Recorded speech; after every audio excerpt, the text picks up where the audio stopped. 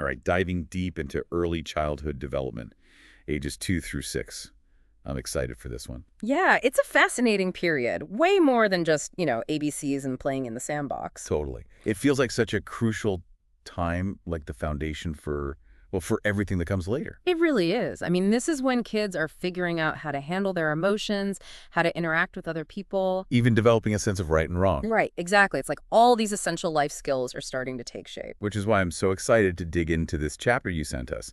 It's packed with research and insights about this stage. Yeah, so for this deep dive, I'm really hoping we can like really get into those key theories and concepts. The research findings, case studies, all of it. Perfect. Let's do it. And I'm thinking we should start with, like, the emotional roller coaster. Because let's be real, toddlers are known for their meltdowns. Oh, absolutely. Emotional regulation. It's a huge developmental task between ages 2 and 6. I mean, toddlers are just starting to understand their own feelings. Let alone how to manage them. Right, and they don't have the tools yet to, communicate those feelings effectively. Which explains those legendary tantrums, right? It's like their little brains are on overload. Exactly. They're experiencing these big emotions, but they don't know what to do with them. And a classic example of this is, have you heard of the marshmallow test? Oh, yeah. Isn't that the one where they tempt kids with a marshmallow and see if they can resist eating it? Exactly. They tell the kids, hey, if you wait, you'll get 2 marshmallows instead of 1. And the kids who could delay gratification, they ended up doing better in life, right? Like way better. It's incredible. They had higher SAT scores, better social skills, even lower BMIs as adults. Wow. So teaching kids to manage their impulses early on, that's like a superpower. It really is, and it ties into this idea from Erikson's theory of psychosocial development. He called this stage initiative versus guilt. Initiative versus guilt. Yeah, so kids are bursting with ideas, they want to try new things, but they're also figuring out what's right and wrong. And their self-concept at this age is pretty optimistic, right? Super optimistic, which is actually a good thing. It lets them explore and experiment without being crushed by fear of failure. I guess that makes sense. They haven't had enough life experience yet to become jaded. Right. But here's a question. How do we, as parents and caregivers, encourage that initiative without going overboard with praise? Good point. Because doesn't too much praise, like, make kids afraid to try new things? Because they don't want to mess up. That's what some research suggests. Over-the-top praise can backfire. It's about finding a balance, encouraging them without setting unrealistic expectations. So instead of constantly saying, you're the best, maybe focus on their effort, like, wow, you worked hard on that, or I see how much you've improved. Exactly. That kind of praise encourages a growth mindset, which is all about embracing challenges and learning from mistakes. Makes sense. Now let's shift gears a bit and talk about something that comes naturally to kids' play. I mean, it's amazing how much they learn through play. Play is essential. It's how they make sense of the world, develop social skills, build physical strength. It's like their personal laboratory for experimenting with life. That's their job.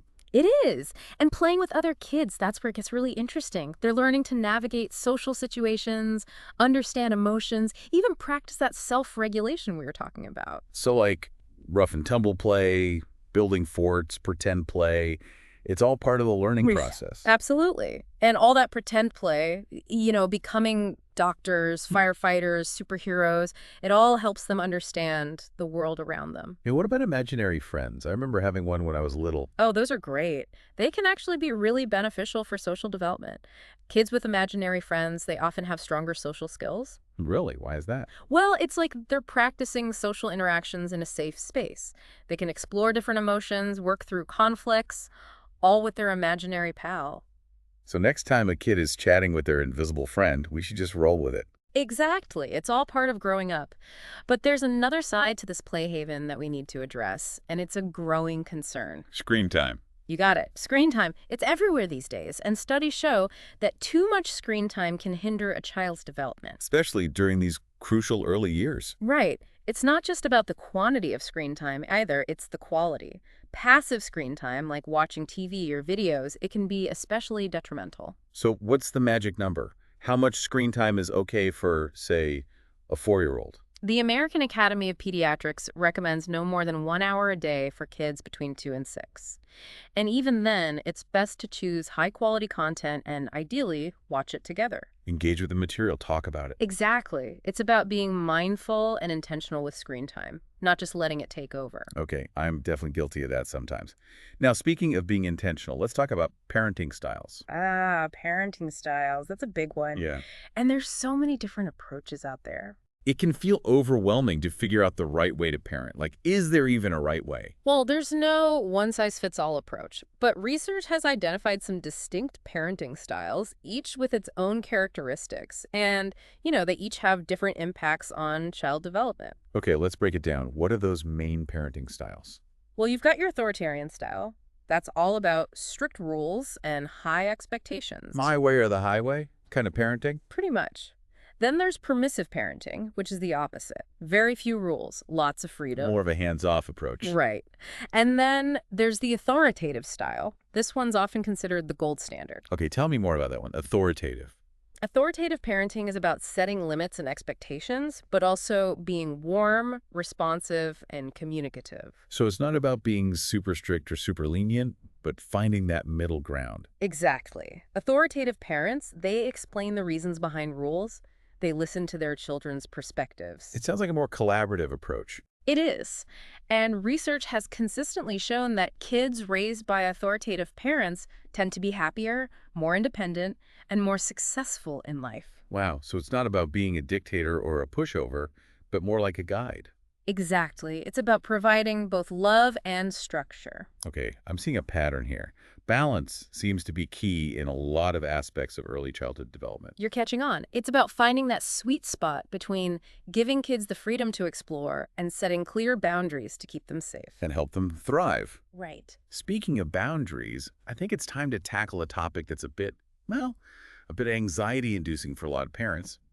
Discipline. The D word. It's necessary, but it could be so tricky to figure out what works. It is, especially when it comes to finding effective and appropriate methods. I mean, Right. we all want well-behaved kids, but we don't want to resort to anything harmful. Right. And one method that's been really controversial is physical punishment.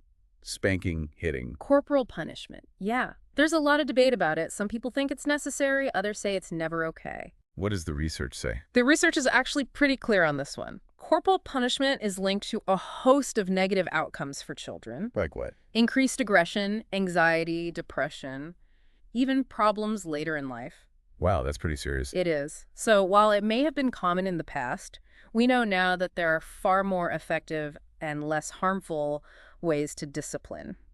So what works better? Well, techniques like timeouts. But it's important to use them strategically. Not as a punishment, but as a way to help kids regulate their emotions. So more like a break when they're overwhelmed. Exactly. And of course, there's communication, talking things out, explaining why certain behaviors aren't okay, helping kids understand the impact of their actions. So it's about guiding them toward making better choices. Yes. Discipline should be about teaching, not punishing. It's about helping kids become responsible and empathetic individuals. Okay, that makes a lot of sense. Now, before we wrap up this part of our deep dive, there's one more topic I want to touch on. Gender identity. Oh, that's a fascinating one. It is. And it's interesting to see how kids as young as 3 or 4 are already developing ideas about what it means to be a boy or a girl. Right. It's a complex process, and there are so many theories about how it all works. Yeah, it's not like they're born with a fully formed understanding of gender. No, they're actively trying to make sense of it all, picking up cues from everywhere, their families, their peers, the media. It's like they're little anthropologists, observing and imitating the world around them. Exactly. So let's dive into some of those theories. I know we touched on Freud earlier, the Oedipus complex. Ah, yes, Freud. His ideas are definitely controversial, but they were groundbreaking for their time. He proposed that children go through these stages of psychosexual development. And during the phallic stage, that's around ages 3 to 6, they become aware of their genitals and, well, they develop strong feelings towards their opposite sex parent. Okay, that's a lot to unpack. It is. And of course, Freud's theories have been criticized and reinterpreted over the years. But the point is, he highlighted the intensity of these early family dynamics. Makes sense. Now, what about other theories? I know behaviorism takes a different approach. Right. Behaviorism focuses on how we learn through reinforcement and punishment. So if a girl gets praised for wearing dresses and playing with dolls, she's more likely to develop a traditionally feminine identity. Because she's being rewarded for that behavior. Exactly. It's all about the environment shaping who we become. Okay, that makes sense. And what about cognitive theory? How does that explain gender development? Cognitive theorists, they suggest that kids create mental categories or schemas to understand the world, and that includes gender. So, like, they might have a schema for boys that includes things like trucks and blue clothes, and a schema for girls that includes things like dolls and pink clothes, Exactly. And those schemas can be quite rigid at this age. which is why it's so important to expose them to a wide range of experiences and challenge those stereotypes, right? Absolutely. We want to help them develop more flexible and inclusive understandings of gender. Okay, good point. Now, what about the sociocultural theory? How does society influence kids' understanding of gender? Well, sociocultural theory emphasizes the role of culture, tradition, and media in shaping those expectations. I Right. mean, think about all the messages kids are bombarded with about what it means to be a boy or a girl. It's true. It's everywhere. It is. And those messages can be subtle or overt, but they all contribute to how kids understand gender. So it's a complex interplay of nature and nurture with all these different perspectives offering insights. Right. And it's important to remember that there's no one right way to understand gender identity. Every child is unique. That's a great point. Well, I think that's a good place to pause for now. Agreed. We've covered a lot of ground, from those early emotional struggles to the complexities of gender identity. And we're just getting started. There's so much more to explore. Welcome back. I'm excited to continue our exploration of early childhood You development. too. Last time, we delved into emotional regulation, play, those tricky parenting styles, and even touched on the complexities of gender. Right. And speaking of gender, you mentioned wanting a closer look at those theories we briefly discussed. Exactly. Each theory kind of sheds light on a different aspect of how kids make sense of gender. Yeah, totally. They offer these different lenses through which to view this really complex process. So let's unpack them a bit further, shall we? We talked about Freud, the Oedipus complex, and all that. Right, right. Freud. So his ideas, they're definitely a bit intense, a bit controversial. To say the least. But, his work was pretty revolutionary for its time. He was one of the first to really dive into child development, proposing that kids go through these stages of psychosexual development. And this Oedipus complex, it's part of that, right? Exactly. It's part of the phallic stage, which happens around ages 3 to 6. Phallic stage. Yeah, so Freud believed that during this stage, children become aware of their genitals and develop these strong feelings towards their opposite sex parent. Okay, that's, I can see why it's controversial. Yeah, it definitely raised some eyebrows. And over the years, Freud's theories have been criticized and reinterpreted. But they still provide an interesting lens for understanding those early family dynamics. Definitely. Okay, so moving on from Freud, let's talk about behaviorism. Okay, behaviorism. So behaviorism is all about how we learn through reinforcement and punishment. It's about how our environment shapes who we become. Right, so like if a girl gets praised for wearing a pretty dress and playing with dolls. She's more likely to continue those behaviors, and eventually that could lead to developing a more traditionally feminine identity. Because she's getting positive reinforcement for it. Exactly. It's Yeah. all about those rewards and punishments. Makes sense. And how about cognitive theory? What's that all about? So cognitive theory looks at how kids actively try to understand the world around them. They build these mental models called schemas to organize information. Schemas. Yeah, and that includes schemas for gender. So like a boy schema might include things like trucks, blue clothes, playing sports. And a girl schema would have dolls, pink clothes, playing house. Exactly. And those schemas can be pretty rigid early on. Right, which is why it's so important to challenge those gender stereotypes Yeah. and expose kids to a variety of experiences. Absolutely. We want to help them develop more flexible and inclusive understandings of gender. Okay, and then we have sociocultural theory. Sociocultural theory. This one's all about how society shapes our understanding of gender, right? Exactly. It emphasizes the role of culture, tradition, and media. All those messages kids are bombarded with about what it means to be a boy or a girl. Oh, it's constant.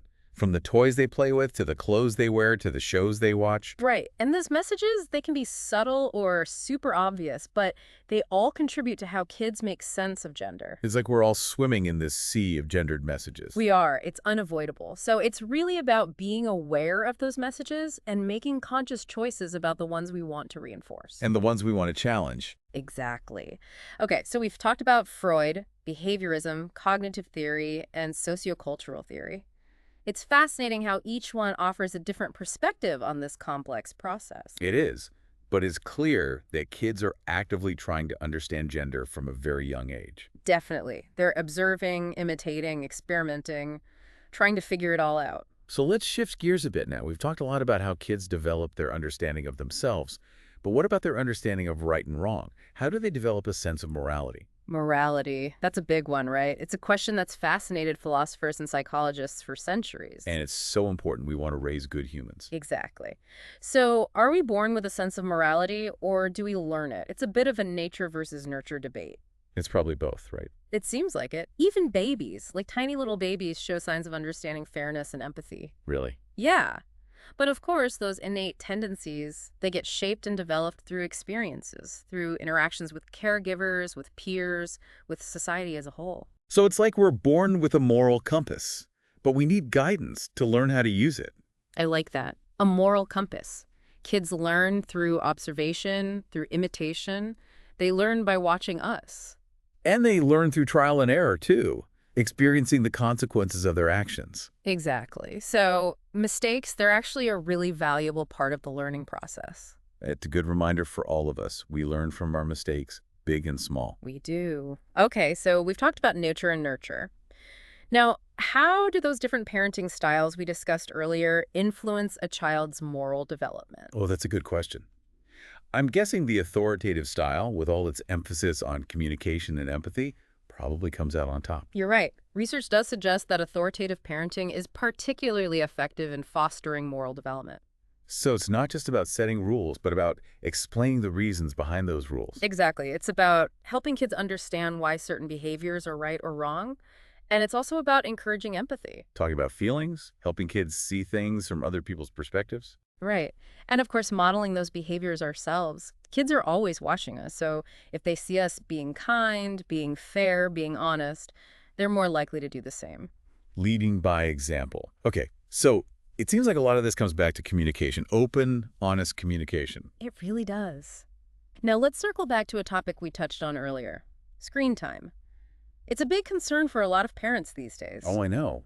It's everywhere. And it can be so hard to set limits. It's a constant battle, right? So how much is too much? That's the question. What does the research say about screen time in young children? Well, as we mentioned before, the American Academy of Pediatrics recommends no more than 1 hour a day for kids between 2 and 6. 1 hour. Max. And even then, that hour should be filled with high-quality content. Educational shows, interactive games, that kind of thing. So it's not just about the quantity, it's also about the quality. Exactly. And it's about setting boundaries, creating those screen-free zones in the home, like the dinner table and the bedroom. So we can have those precious moments of face-to-face interaction. Right. And of course, modeling those healthy habits ourselves. If we're constantly on our phones, our kids are going to think that's normal. True. I'm definitely guilty of that sometimes. Yeah. But I'm trying to be more mindful. We all are. It's a challenge. But it's important to remember that screen time should never replace those essential activities that support healthy development. You know, play, physical activity, social interaction. All those things we've been talking about, it's all connected. It is. Okay, let's switch gears a bit and talk about the important adults in kids' lives.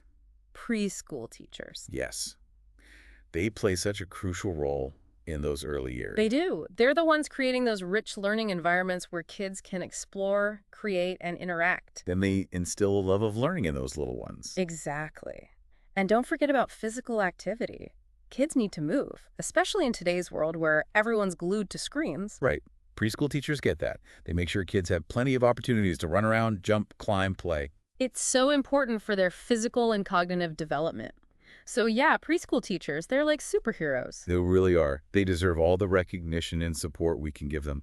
Their work is incredibly valuable. I agree. Okay, so we've covered a lot of ground in this deep dive, haven't we? We have. From gender development to moral reasoning to the challenges of screen time. It's amazing how much is going on in those little heads. It is, and we've only just scratched the surface, really. There's always more to learn and understand about early childhood. That's for sure. Uh-huh. And it's a reminder that we should never stop learning, especially when it comes to kids. Absolutely. And that curiosity, that open-mindedness, it's what allows us to better support and nurture the next generation. So what are some key takeaways from this deep dive so far? Well, I think one of the biggest takeaways is that those early years, they're not just about keeping kids fed and clothed. They're about shaping the very foundation of who they'll become. Their emotional intelligence, their social skills, their moral compass. Exactly. It's a huge responsibility, but also an incredible privilege to witness that growth and transformation firsthand. It's pretty amazing when you think about it. It is. So, to all the parents, caregivers, educators out there, keep learning, keep asking questions, and keep creating those nurturing environments where kids can thrive. Couldn't have said it better myself. Welcome back for the final part of our deep dive into early childhood development. It's been a fascinating journey, hasn't it? Exploring all these different facets of how these little humans grow and learn. It really has. And I think for this last part, I want to focus on bringing it all together. Like, what does all this research actually mean for us in the real world? Right, right. How can we take all these theories and concepts and actually apply them to our lives? Exactly. Because we've talked about emotional regulation being so important for toddlers. So, like, how can we help them through those meltdowns, those epic tantrums? Well, I think the first step is to shift our perspective a little. Instead of seeing those meltdowns as like a challenge to our authority or something. Defiance. Yeah. Manipulation. Yeah, exactly. We can try to see them as expressions of, well, of overwhelming emotions. Because they are. They're little, and the world is big and confusing. Right. So it's about meeting them where they are, emotionally speaking, and then we can give them those tools to help them calm down. Like what kinds of tools? Things like deep breathing exercises, taking a break from whatever's causing them to feel overwhelmed. Sometimes even just a hug can help. It's like we're helping them build their emotional toolkit. Exactly. And we can model those healthy coping mechanisms ourselves, too.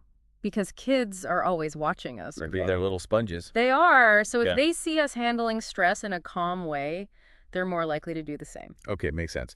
Now, how about discipline? We talked about how corporal punishment is harmful and that we need better alternatives. But what do those look like in practice? Well, one of the most powerful tools we have is communication.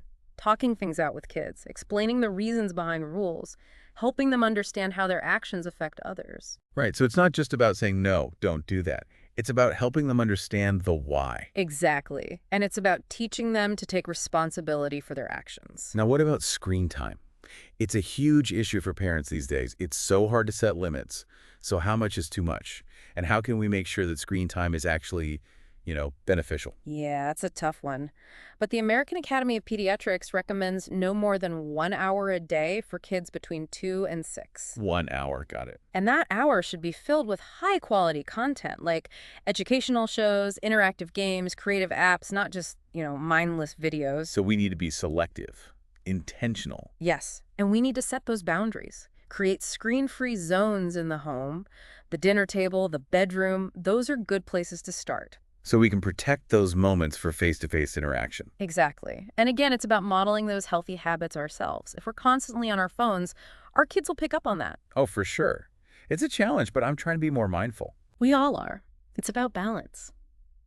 And remembering that screen time should never replace those essential experiences that foster healthy development, like play, physical activity, social interaction, creative expression. All those things we've been talking about. Exactly. It's all connected. One thing that's really struck me throughout this whole deep dive is just how complex early childhood development really is. Oh, it's incredibly complex. There's so much going on in their little brains, cognitively, emotionally, socially, and they're just absorbing everything. It's like they're little sponges. The perfect analogy. And that's why it's so important to be mindful of the messages we're sending them, both directly and indirectly. Through our words, our actions, the environments we create. It all shapes their understanding of themselves and the world around them. It's a huge responsibility. We're shaping the future, basically. We are, and it's an amazing privilege to witness that growth and transformation up close. It's truly awe-inspiring. It is. Well, I'm feeling optimistic. Like, there's so much we know now about early childhood. And I think we're becoming more aware of how important those early years really are. I agree, and that awareness is key. The more we understand, the better equipped we'll be to support the next generation. So to all the parents, caregivers, educators out there, keep learning, keep asking questions, and keep creating those nurturing environments where children can truly thrive. Beautiful said. It's not about being perfect, you know? It's about being present, being attuned, and being willing to learn and grow alongside those amazing little humans. That's a perfect note to end on. Thanks for joining us for this incredible deep dive into early childhood development. It's been a pleasure.